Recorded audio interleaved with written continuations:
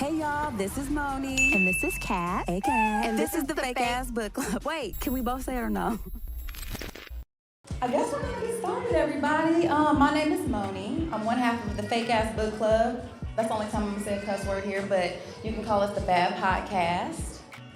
And I'm Ket. I'm the other half of the Fab Podcast. Yes, indeed. The Fake Leap Book Club. That's right. We're not gonna say it. We're not.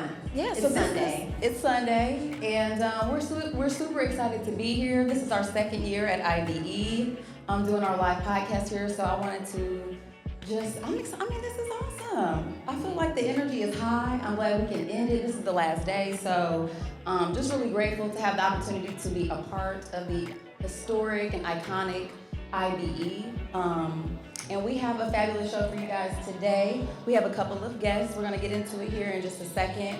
But we love to dedicate our show before we get started every single time. So I wanna dedicate this episode to our patrons as always. We have a couple of really great people who help support our show, so shout out to them. And also wanted to shout out to Box the Artist and DJ Mary Jane for hosting a fabulous event here in the Arts Pavilion at IBE this year and for allowing us to be here. Thank you so much. And also a special shout out to the behind the scenes people for these kinds of events. I don't know if anybody knows anything about production, anything like that. It takes so many people volunteering, being good at their job, showing up to make stuff like this look good. I know y'all are noticing how beautiful this art gallery looks and the painting, just all of that. So shout out to everybody who's here in the background, helping and making this event what it is. What about you, friend? Yes, and your dedication. My dedication is going out to my baby cousin who just had a baby this weekend. Aww. It was amazing because I remember when my aunt was pregnant with my cousin, and now my cousin is having a baby. It just felt very beautifully spiritual to see that circle continue. So this was going out to her. I'd say her name, but she's very, very private and she wouldn't like that. So, and my other dedication is going out to the Pregame Podcast. They just had their last episode this week. They did 8 years in the city and they did so much. So yeah, I'm gonna dedicate this to them. That's what's up. Yeah. So is the dedication over, friend? Well, I don't know, because sometimes our guests like to dedicate stuff. Like, I don't want to leave we haven't introduced our guests yet, but guests, did you want to dedicate anything?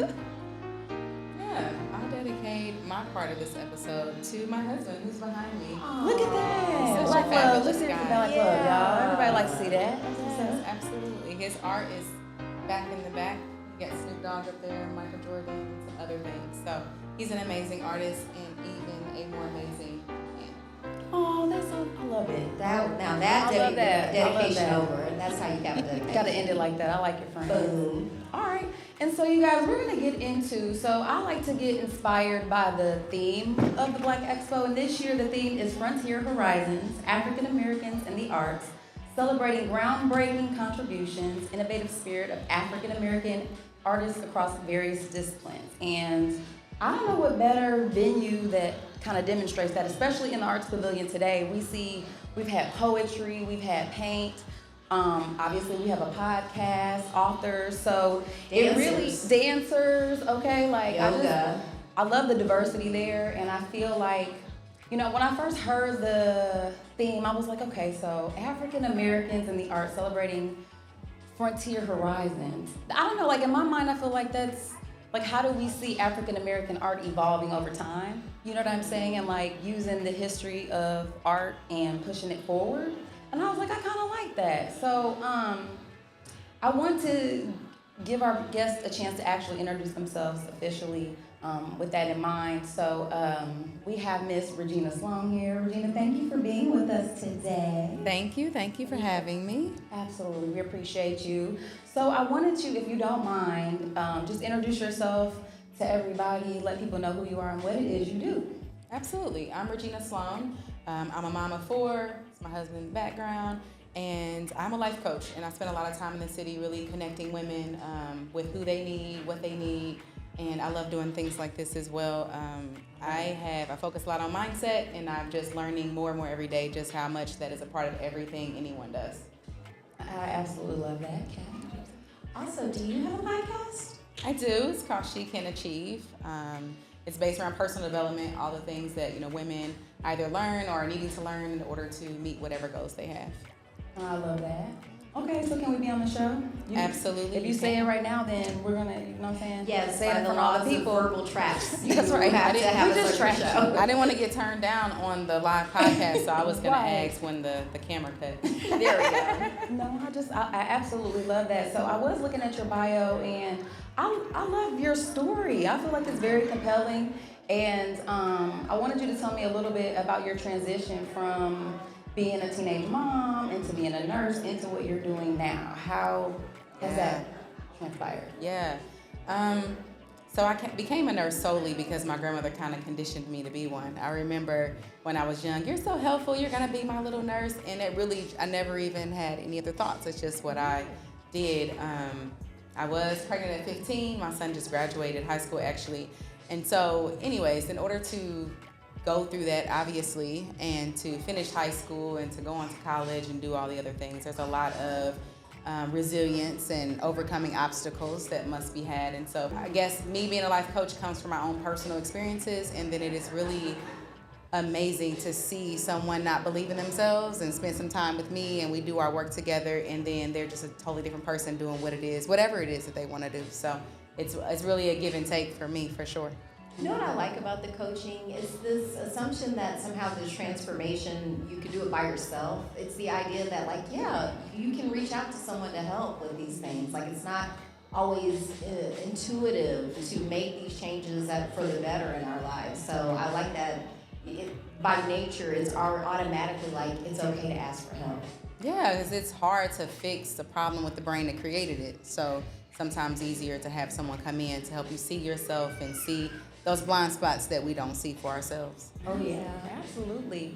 So you said that coaching kind of helped you understand how to overcome challenges. Can you elaborate on that process and how it kind of relates to the coaching that you provide for other people? Yeah, so for me, my journey into coaching was around my parenting initially.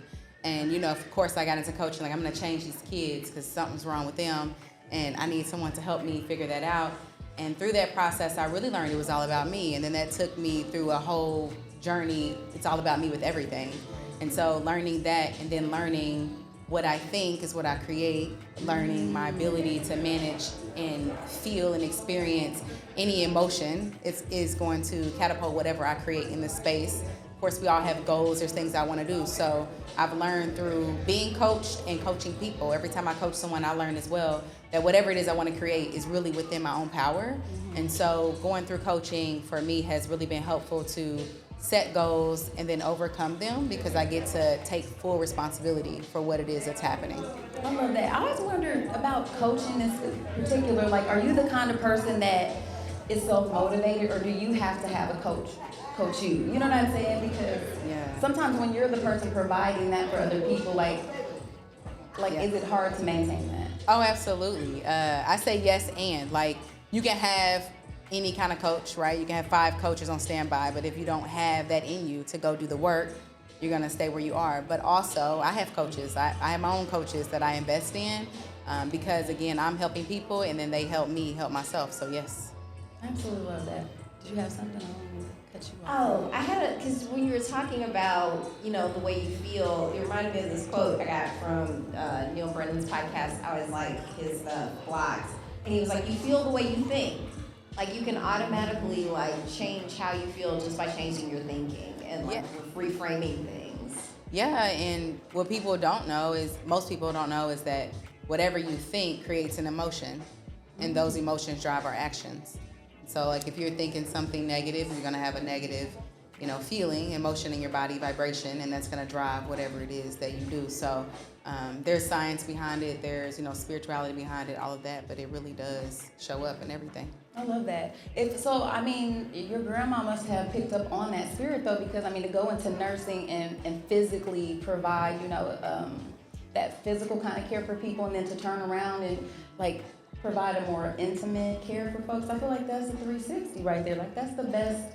It's a mind, body, and spirit kind of vibe I'm picking up on here. Yeah, so I'm still practicing as a nurse. I pick up contracts here and there. My main focus is life coaching, but I think it's my 11th year as a nurse, and I've never hated a day of it. And most of that has been spent in ICUs, so people are, going through a lot of different things. And so, but what I found in that was, it was really, yes, we had physical things that happen that we can't necessarily do much about, but the thousands of people that I've taken care of, like, it really was, like, what are they thinking about themselves, their bodies, their health, what's possible. So a lot of the skills I learned, though, in nursing, dealing with so many different people, their families, helping them through those transitions, managing floors, different things like that. Almost every one of those skills transferred to coaching. Absolutely. Perfectly. It seems seamless though, because like as you're saying that too, I work in healthcare and I notice like especially you're gonna have better outcomes with people who think more positive, who believe they can actually make the recovery, who have, as Kat touched in on, that community of people around you. Like you don't feel alone. Feeling isolated is really, really hard.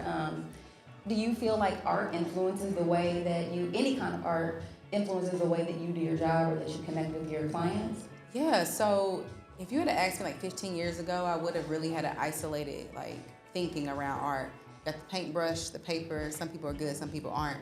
But really through the years, and my husband is, showing me and introducing me to many different things, and then knowing him and how he was a long time ago and how he is now, and then looking at what I do, I really see art as such just a way of expressing yourself. It's not always paint to the brush. Like you said, dancers, then yoga, coaching. Every time I do a workshop and teach, like that's my own art expression of what it is that I'm doing. So it's really expanded me. And I know when I was younger, I didn't really care about art. Really, I'm not an artistic. I'm not going to be a painter.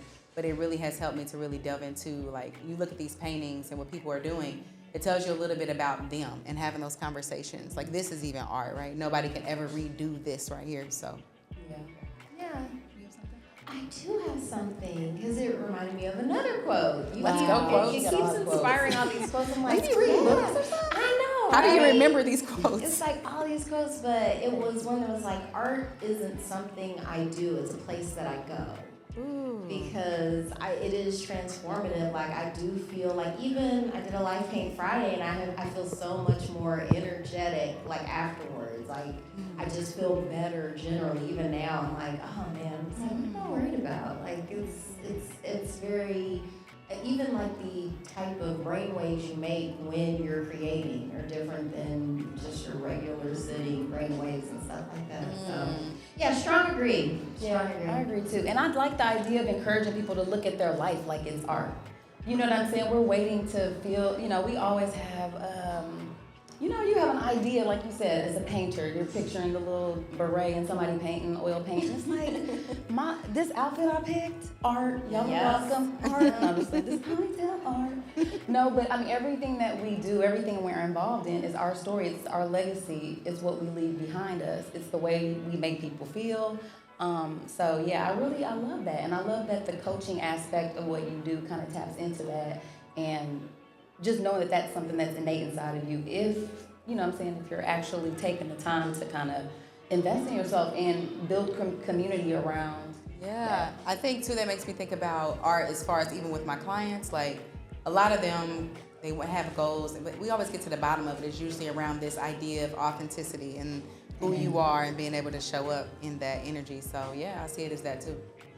And that takes bravery, because there's always that chance of people rejecting your authentic self. It's like, why are you being weird? And it's like, I was questioning, was that personal, Kat? Why are you being weird? Well, allow me to say something that is as brave and as vulnerable. No, yeah, like people a lot of times are like, why are you talking like that? Why are you dressing like that? Why are you reading books? Do you think you're better than me? And it's just like, okay, none of my decisions come out of, trying to impress someone else. It's just what feels right to me. So, yeah. We're trying to encourage that at the Fab podcast, following that inner voice and that joy. I think so too, and I think that this podcast, I know for me, was always sort of an ode to my friendships, because again, like I really value the community that I have built over the years. A lot of my friends are the same ones for the last 20 years, and whether or not I get to spend a lot of time with them or not, like this is my sort of, I need to make sure I get to spend time with one of my favorite people, because the art of life sometimes gets in the way. So when I painted my picture in my mind, I'm like, what can I do to incorporate a part of my life that's very important to me, that sometimes we let go of as we get older. Like our friendships don't take center stage anymore because we're building families. Speaking of family, I got a family member here in the audience, sitting here, looking cute, being the best, okay? And, you know, you get wrapped up in all of those things, and yeah, the kind of art I create includes my friends. So this podcast helps me do that, and I really love that. So we love to encourage people to be a part of the things. Thank you, sir. We appreciate it. A little feedback, a little thumbs up. Yeah, thank you. Appreciate it. But yeah, we love encouraging people to be a part of stuff that they love. And so we love this. I think this is a really dope venue. We are super excited to have you. And I kind of wanted to ask you, let's see, how do you hope your work in coaching and the arts will impact the broader community? What is it that you want to give? Yes.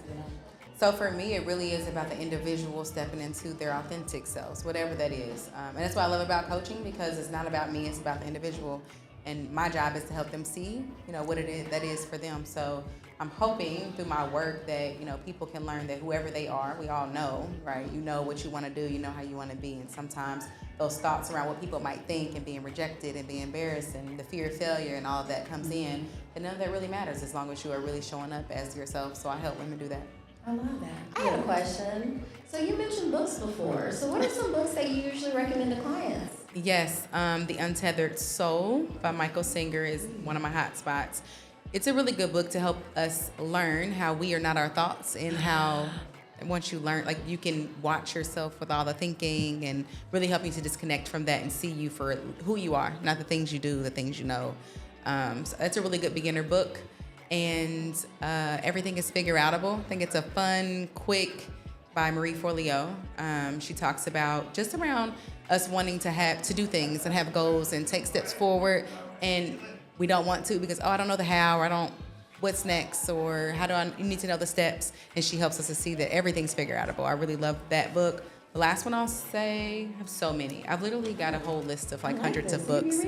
Oh my gosh, yes. Think and Grow Rich is really good too, which still stems around Think and Grow Rich by Napoleon. Think and Grow Rich. Around our mindsets again, about creating what we want. My husband he's trying to get me to read this book, this audio book that I need to get on. It's 3 Magic Words. And it's like his 4th or 5th time going through it. Then there was another woman I talked to, and she spoke very highly of it. So I haven't checked it out, but everyone I talk to who, talk about the book says really powerful in the mind. I love that. Mm-hmm. Okay. So what's your legacy? What do you want to leave people with as far as the story you're writing for yourself? I think for me, it would be that whoever you are now is good enough, and whatever you do next is great. Are you planning to write a book? You got some gems. Okay, this is getting professional. Okay. I will eventually, yes. Okay. I love that. I really want to read it already. Thank you. Great. Absolutely. So I wanted to give you a chance to shout yourself out, reintroduce yourself, and let people know where they can find you. Absolutely. Thank you. So Regina Sloan, you can find me on Facebook, Regina Sloan Coaching. You can find me on Instagram at Your Mindset Nurse. You can find me on LinkedIn, Regina Sloan, and then I have the She Can Achieve podcast. I love it. Thank you. Well, thank you so much, Regina. Thank you for having me. We do have another wonderful guest to bring to the stage really quickly here. So if Mel Johnson would join us on the stage real quick. Yeah. Hey, we're going to put the round of applause in there. Woo! Let's hear it. Yeah. Mel, thank you for joining us. Yes. Wow, strict right here. Okay, what did she say? She said, speaking to the mic. Speaking to the mic. Oh, I know that's right. Say it with your chest. All right. All right, so you guys, we want to welcome to our show Mel Johnson. Thank you for being here, friend. Thank you so much for having me. Thank you so much for having me. Thank you. Okay, so if you don't mind. It's always so good to see you. You have like the best smile. Thank you. Infectious. Thank you so much. It's beautiful. Because the first time I ever saw you was in a painting Box did. Like before I even met you, I saw a painting of you. I didn't know it was you. And then when I met you, I was like, oh, you're from the painting. I was like, and she did such a good job like capturing like the joyfulness that you have. So yeah, I just had to let everybody know that. No, thank you for sure. I'm glad you mentioned that because I feel like the first time we met was also at the Artifact event at the Studs Building. Shout out to Box Artists again. That was a fantastic. It was such a good live event, and we had a chance to talk to so many wonderful artists. And you were one of the ones we were like, dang, we couldn't fit you in because we let people come up and just sit and talk, so we didn't have like actual scheduled guests like we're having today. So I'm so excited you agreed to be here and let us interview you today. If you don't mind, can you introduce yourself to the audience and to our listeners, let them know who you are and what you do? Definitely. My name is Mel Johnson. My artist name is Mello. I DJ in the community. I also produce, and I make beats, and I write poetry. And my current job right now, I work nonprofit, and I produce for the homeless community of Eastside Indianapolis. And where I work at, they pay me to be able to produce productions for them, whatever that looks like, whether it's live productions with live instruments or studio production, studio recording. And then our main goal is networking and connecting the community and trying to really do the work of like being in the mud and getting out the mud too. We appreciate you. So if I'm hearing you correctly, you have a real spirit of service. Yes, and Okay. I got That's what I'm blessed to be able to be in a position and a job that pays me to do what I love, so it doesn't feel like I'm working. And really, at this point in my life, the only work that I feel like I have is my spiritual work with my brothers and sisters of reality, of just like fighting the good fight. Yeah, the art of life. I feel like we were just talking about that, actually. Yeah. I'm done. So you're gonna have to bring your mic up because your voice is almost softer than mine. I didn't think that was possible. Okay. But there you go. Yeah, just Try to get you obnoxious. almost just like maybe down here just a little. Yeah. With the hand. So look, she about to do a rap. You about to rap? You be rapping too? I'm Just getting making into beats. it. Oh, okay. You hold it like you about to rap. Oh, yeah, Hold it down you like had a great this. performance at the open mic on Friday. Thank you. Yeah, Thank you. I really felt very. enjoyed that. The energy was really good. Thank you. I felt very unprepared actually. Don't say that. Just like roll with it and be like, yes, it was excellent. I knew it would be. I rocked it. She But- told me about it. I was like, because she did the live paint. Ket did a live paint here on Friday. And I'm like, how did it go? And she was like, first of all, Mel was like, was she the first? Or one of the It first? was one of the earlier Yeah. ones, yeah. She was like, yo, she brought the energy. Everybody was up. I was like, okay. you could close. You could, yeah, they should have you at the end, girl, because I was like, okay. Because I've seen some of your, or heard some of it just online, your poetry and all that stuff and the beats and stuff you make. So Yeah. talk to me a little bit about that. Like, how did you even get into the music part, the arts part of your journey? So with the arts part of my journey, actually Box had a I think she's saying relax your, that hand. It's Box okay. had a big part. Boom, there we go. Box had a big part to do with me getting into the art scene, just as far as like the Arthentic's nonprofit, and her really being the sole person to help guide to where to look, and not even like, and that's when I really started to learn like as an artist how to look into myself and monetize in order to monetize myself, and how to say the right things and like be direct. And I realized a lot during that time how much I thought I may have known myself in my art.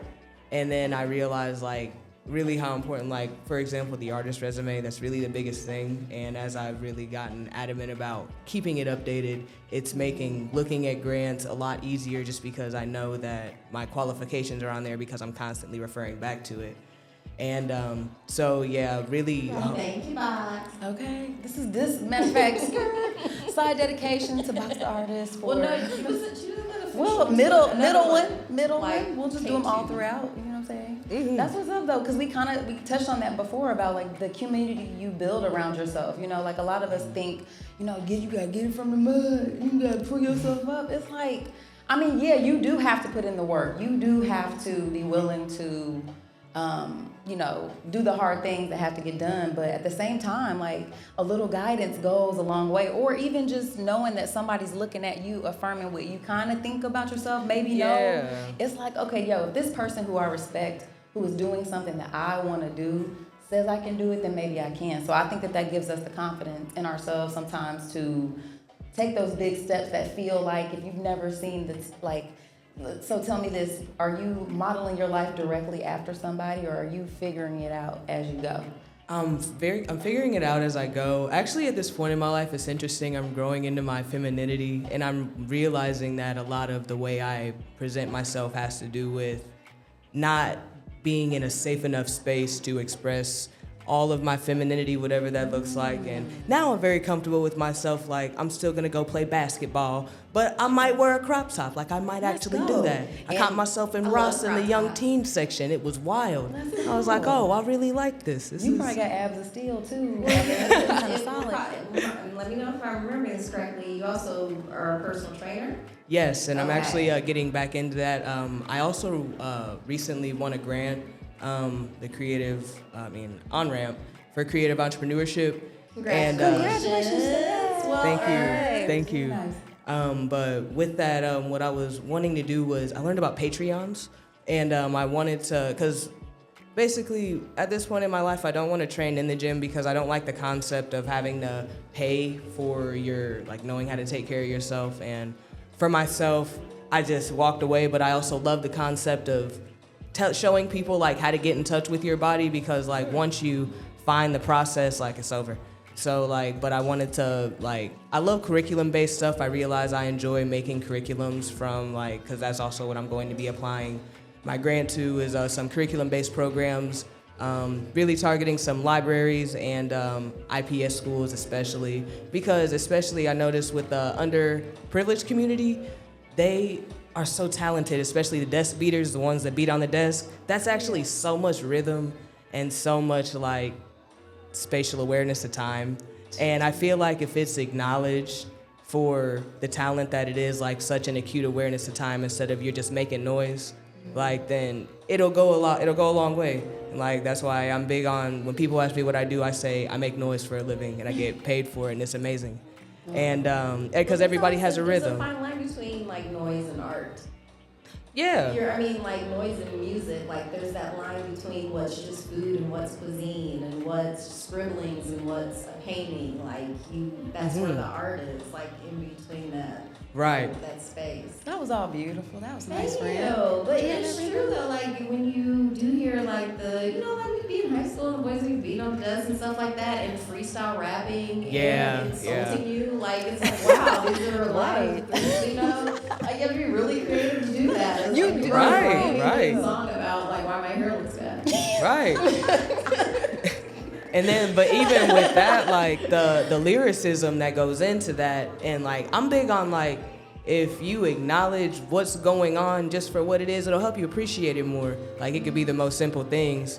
And like for example, that of when they're bending their words and coming up with these rhymes at just like the right time, and then like when they have their rhythm and realizing like different flows and how like important that is and what it says about a person, like their flow, like even how I talk and how you guys talk and everybody, because we're creatures of rhythm. Like, so however someone presents themselves, when they choose to pause, when they choose to take a breath and things like that, it says a lot about them.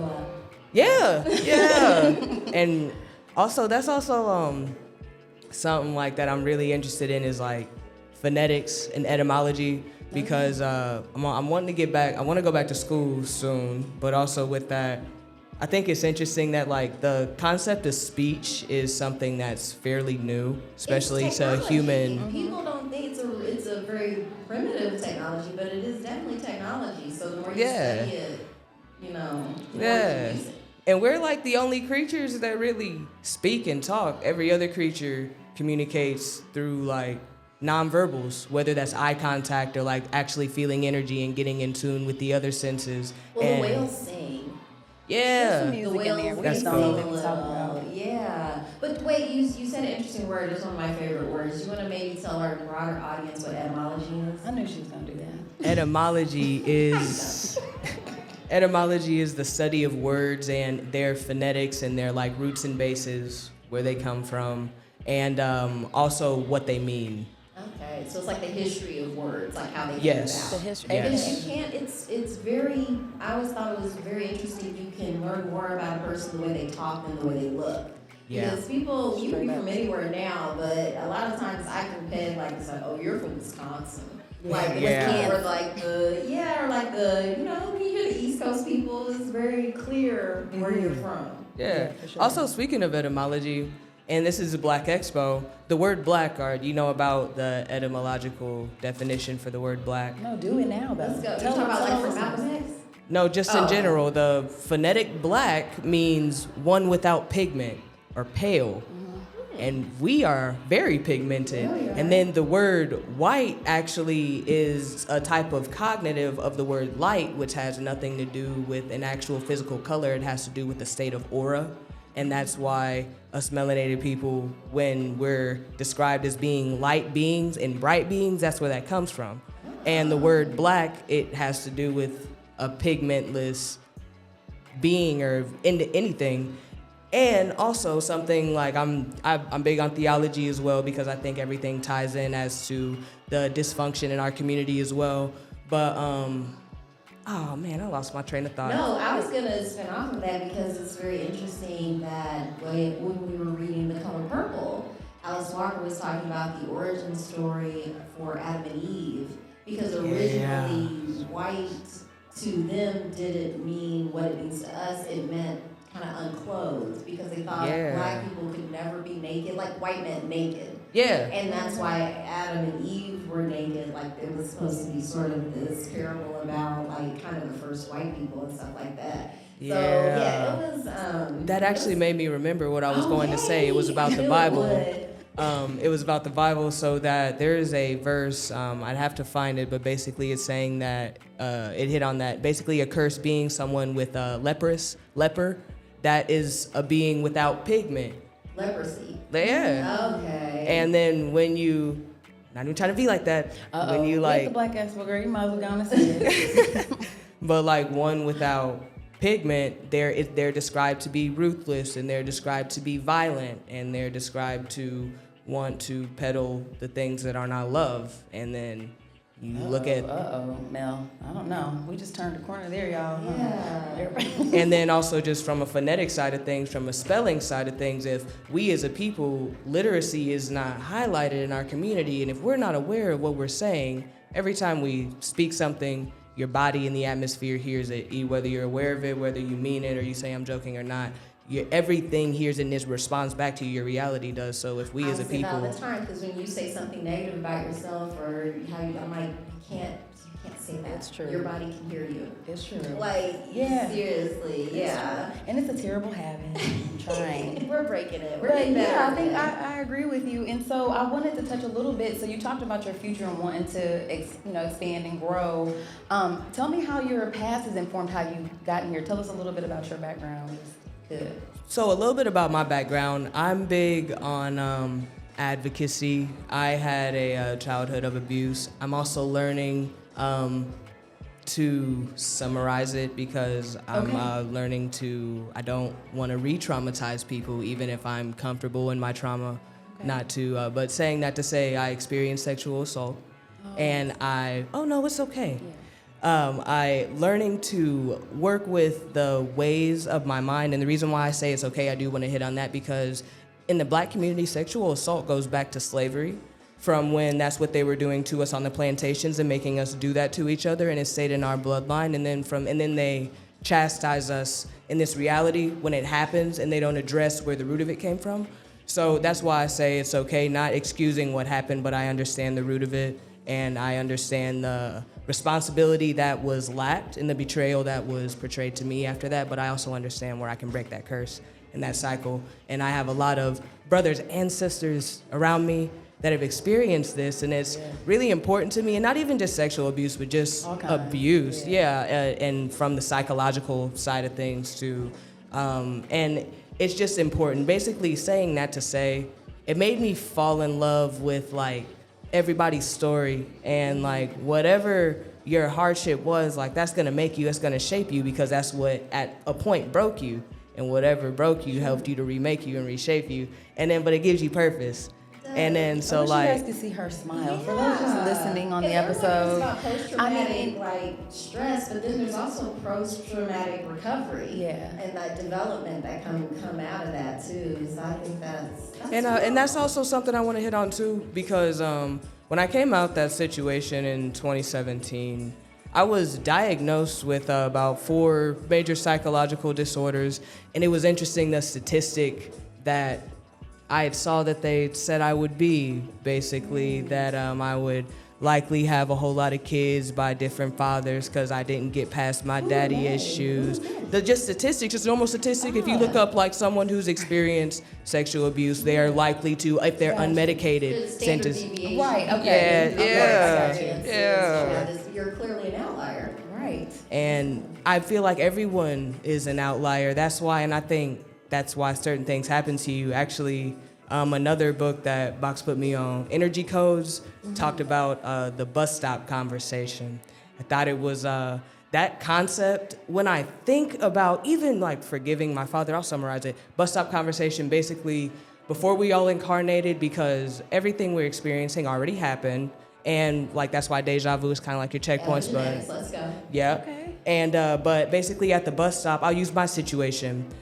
I probably said, I want my lesson to be forgiveness. I want the ultimate level of forgiveness, and I'm like, I'm gonna incarnate for this. Then at one point, whoever the bus driver is, which is in essence how I perceive God, was like, okay, so in order for you to forgive to this level of caliber, you say you have to get hurt this much. And then that means somebody, a soul, had to volunteer and say, all right, I'll hurt her that much. And I feel like that was my father at the time. And in a way, I feel like that was a sacrifice from a spiritual level, because I understand that he incarnated after, like, in hindsight, knowing that you would leave being hated. And that's a sacrifice. That, like, because every time I speak of him, I hear other people get upset more than I'm upset, right. But then also saying that to say his name will likely be immortalized for a reason that's not good, but that was a sacrifice within itself. But it also needed, all those things needed to happen for me to become the person that I am today, and I don't regret those things. And I don't think anybody should. Just like when you go through like hardship, and then like the concept of Christianity, this is kind of one of my issues with it, is like the concept of sin. I don't think sin exists, it's experience, because how else would I have learned that situation had I had not gotten uncomfortable to that degree, or had I had not bumped my head or done something, because the whole point I did it was I was trying to find out. But then also on the other end of that, I feel like it comes full circle just of like we're creatures that, like, the point is control and learning how to do it effectively and correctly, learning how to control the self and being okay with not being in control of the flow of life, but always going with it and being able to optimize whatever that looks like.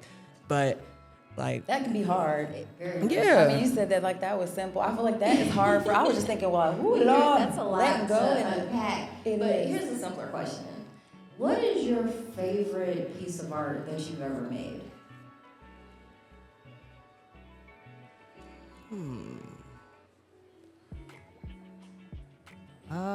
That's a really good question. I know, that's what I do. I come up with questions.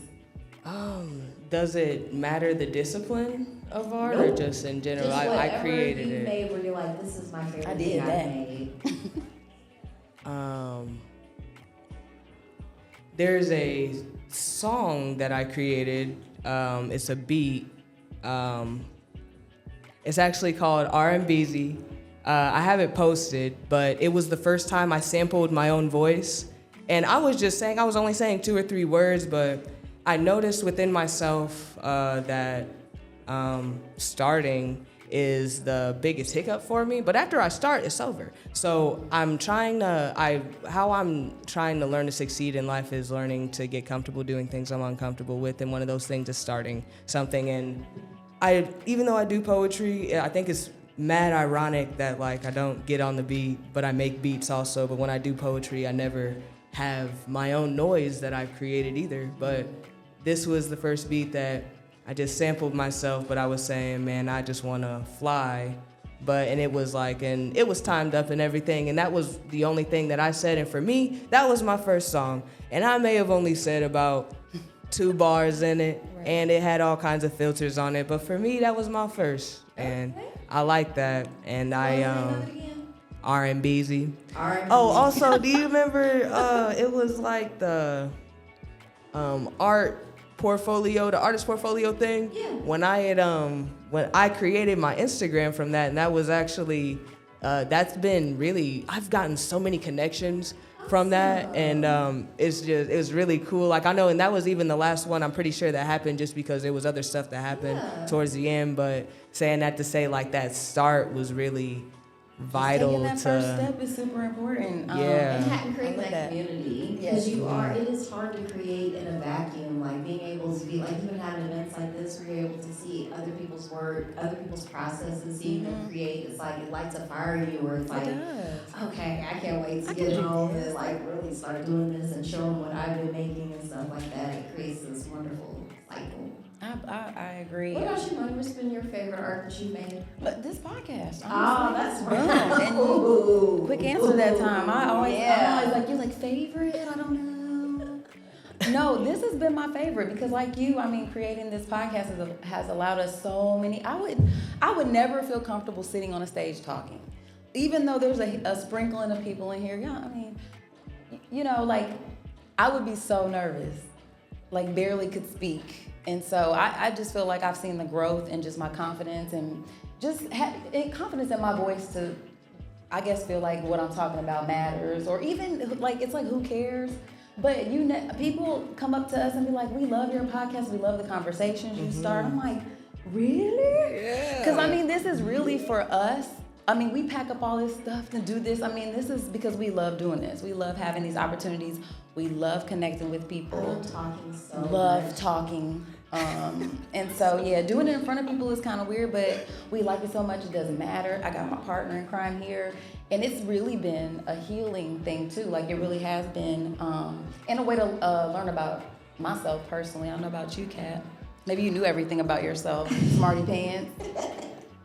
I mean, this has definitely been the project I didn't know I needed. Boom. Like, I think it's helped me to become less of an introvert. Because I'll just stay home. I'm pretty happy. How can you be this fabulous and not want to leave the house? I'd be like, people need to see this. Do y'all see this? The art of it all. You know what I'm saying? Like, Could I ask y'all a question? I got a question for each of y'all. Of course.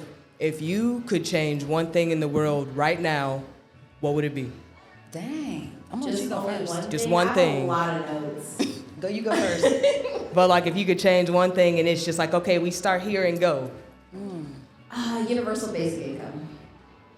Ooh. That was, You you do talk forget about that's that a one lot. of the things they shot MLK over. That was one of the things he was pushing for, was basically eliminating poverty, because that creates a very comfortable environment for abuse. Like, most people who are experiencing abuse, it's financial. Like, that's the first component. You're not able to move because we know there's a housing crisis right now. So if you're in this bad situation, it's like, okay, so I can be homeless and maybe get abused by a lot of people, or just stay here and get abused by one person. So it becomes that kind of stuff. So that's the first thing I would change. And, universal basic income. That was a good answer, wasn't it? That was real good, yeah. I'm gonna second that. No, I would say if I could change anything, I don't know, I think just the energy, like whatever the energy is for people to never have enough. Yeah. Like, I wish that there was a way Eliminate to. greed. Yes. I feel like a lot of issues kind of stem from that, because I just feel like we were talking about with Regina when she was up here, just like how everything's already inside of you. We always, like, I think you come here kind of knowing that you have everything and you love yourself, and then you go through life and you see yourself reflected back through all kinds of stuff. And all of it is people trying to sell you something. They want to tell you who you think you should be, and you have to buy these things, you have to be a part of these certain things to be valuable in society. And all of that really comes from people trying to sell you stuff because they're greedy. So I think if we eliminated that, things would be better. That's just for me, yeah. What about you? What's changing now? Yeah. I would say that I would change the concept of, I'd say every individual would hold themselves accountable. And the reason why I say that, because that would ensure world peace. Because if everybody's holding themselves accountable, then that means they have a certain level of trust for themselves, because they're going to maintain their discipline.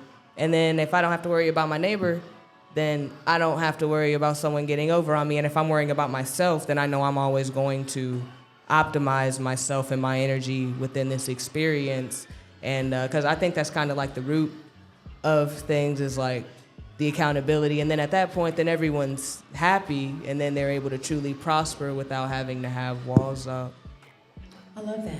I love that. So speaking about the future, innovation and art, where do you see your art going moving forward? I see my art. I plan on opening a production company, and that being music recording, studio production recording, making beats, music video. That's actually the newest thing I'm investing in. I just got a camera, and just I want to eventually learn how to just do basic like headshots and things like that, just for the community, because it's like being able to make a portfolio. Like I'm big on like my people that I'm around, because it's a lot of people like my age. I'm 23, and I'm big on 23. Pause.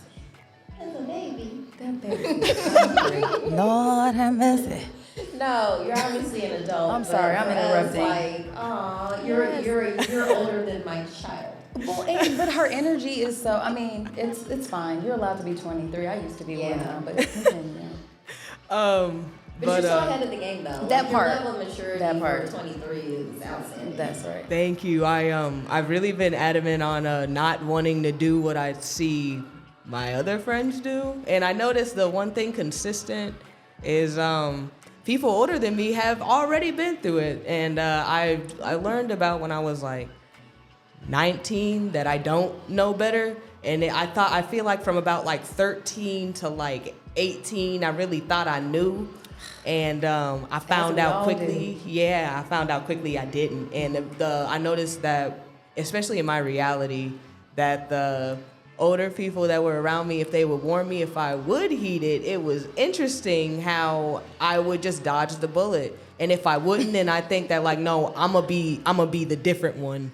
Ooh. And no, yep, still just a person. Yeah, like everybody else. And I could have listened, and I could have knew that I didn't know, and gave myself a chance to listen, to find something out, and try something different. And I'm learning, like, I love being wrong because it gives me a chance to change, and that means I'm aware of it. And I think that's the whole point of ego. It's a type of way of being dead, because you're not changing, and that's the only thing that's dead, is something that doesn't change, I feel like. Yeah. And someone who doesn't change their mind on top of that too, like, I feel like important. I'm always that's what I like about changing books. It really does give you an opportunity to change your point of view on stuff, because you always say you have to shut down your narrative to step into somebody else's narrative, and while you're there, you might learn something. Oh, have you heard of the Celestine prophecy? The Celestine prophecy? Yeah. I think so. Will you remind me what it is? It's kind of, box with me on this too. It's kind of like a story, but it talks about the steps of realization to your life. Basically, one of the things that hit on your drama, so as we all, and I'll use myself personally. Okay. It's like you'll have a drama that's consistent in your life that attracts to you, and if you choose to feed into it and make yourself the victim in whatever way that looks like some people, it's a poor me. Like me, I'm pretty sure it's called aloof. Like, I'm gonna go over here and you're gonna ask me like 8 or 9 times what's going on before I tell you. Okay. And and it's just but saying that to say you can hit and circle back to yourself and say oh, I actually just need to go into myself and resolve this within myself, instead of going off to the side and thinking that I'm going to solve it. But basically saying that to say, once I would kept on attracting the situations in my life until I sat down and said, I need to hold myself accountable and just talk to myself. And my emotions are no one else's problem. My trauma is no one else's problem. And my trauma is very valid, and it does influence the way that I move and maneuver in this life. But I need to be aware of it, and I need to take care of it and go through it, not go around it and expect people to interact with it with me in my drama of whatever I have going on. Absolutely. I think the self-awareness that you hit on is really important. Just recognizing those patterns and being willing to, stop them right where they are. So with that in mind, I wanted to I don't want to keep you for too long. I'm having fun. I'm also thinking about starting a podcast too. So if y'all would listen, we're open. We're here. We're around. Pull up. Come on. That's how you got here. Slide into those differences. You know what I'm saying? I'm about that. But I wanted to just kind of leave with, your legacy. I mean, as your art is the life that you create, how do you see your legacy? What do you want people to know about you? What's your signature in this world? My signature in this world is I I treat others how I treat myself. I love everyone. I like a few people. And saying that to say that, and I want everyone to see that within themselves. And the reason why I say that also, I want them to be able to find that within themselves. I fell in love with my no. And that made me able to love everyone and made me be able to say, I know when I can't help you, but I love you, and I know you're going to attract somebody that can, and I know me not giving in to you and giving you what you want is going to be actually what's good for you. But when I like someone, that means I appreciate them in my space as well. And but being able to have that boundary, I treat people with that. And when people respect me, I'm able to show them that mirror, and also showing them that they don't have to give anything to be present. Like your presence is the present. And that's in your essence is like your gift of that and whatever you contribute. And like how I treat people, I want them to see themselves in me and see that they can do the same thing, because recently I'm getting people telling me that I'm helping them. And it's interesting just because I've really been big on like just rolling with God and surrendering everything to God. And that's how I'm able to see things about my ego and see things about myself, because I open the door to be able to be like change. And then at that point I treat the people around me that either give me endurance to say no to either parts of them or parts of myself, to where I can get to the person I say I want to be. Then and like that's what I'll be able to do. And then and if everybody lives life like that, then they'll live in their own magic wonderland. Why don't they just let us change everybody then? Where's the switch for that? Because it's dangerous to know yourself. Yeah, you're right. You know what? I really appreciate this conversation, Mel. I appreciate you taking the time to show up. I was so honored. Like I jumped up out my seat. I was like, you want to have me? Yeah, of course. I mean, you've been on the list because. Oh, and I also appreciate all y'all support on like my production page. Like y'all be hitting. I'm like. Yeah. We see why people don't like more stuff. It's like, so they easy. I just push the button. Come on. Like, it's free. Just like pop. Well, it means so much though. I do think, especially when you are an artist and you are creating something, you feel like you're talking into the void. And it is nice to get a little bit of call and response just to keep that encouragement going and that kind of thing. So always. But I wanted to give you an opportunity to shout yourself out to our live audience, also to the people at home. Let them know where they can find you. You can find me on Instagram. My handle is Mel Johnson _31. I studio record. I also make beats. I'm big on connection. If you want to collab, let's collab. If you need to talk about something and you need to be validated, hit me up. I'm serious. And stay elevated. I love to connect. I love to dance. And I'm big on meeting in person. I'm gonna say, where's DJ Mary Jane? She can kick that music back up. Right. Okay, she was going in earlier. And DJ Mary Jane's actually the inspiration and reason why I got into DJing. Really? Yeah, it was it was a little bit after the Artifact event. That was actually. You got to do it. Yeah, I guest DJ. That was actually my first guest DJ set too. Let's go. Man, it was showed up and showed out. Changing lives out here. Art is changing lives. Y'all hear that? Can I do my sign off? Yes, we're gonna so thank you so much officially, Mel, for being here. We are gonna wrap up the show. So, Kat, what do we always say around this time, friend? Your body belongs to you, so use it to make some art. Also, our old tagline, we're the reason it was illegal to teach Black people to read. It is so true. Ooh, come on. They don't want us to really know. Y'all see that now, banned books. Transformative. Y'all see, it's happening in our state. All right, y'all, we're gonna sign out here. Thanks again for joining us this week for the Fab Podcast. And you guys can find us at the Fab Podcast across social media. Reach out to us at the Fab Podcast on Gmail. And until next time, guys, thank you for your time. Bye. Before we go, we must give thanks to Urban Nerd for providing our music, and legal services were handled by Trezanae M. Atkins. If you like what you heard, please feel free to join us every Wednesday for another fake-ass book club. Cheers. Thank you guys for listening. You can check us out at thefabpodcast.com. Please subscribe, rate, and review our podcast wherever you're listening right now. We want to hear from you. Come put it in our life. Thanks again, and until next time, peace, love, and the Fake Ass Book Club. We out.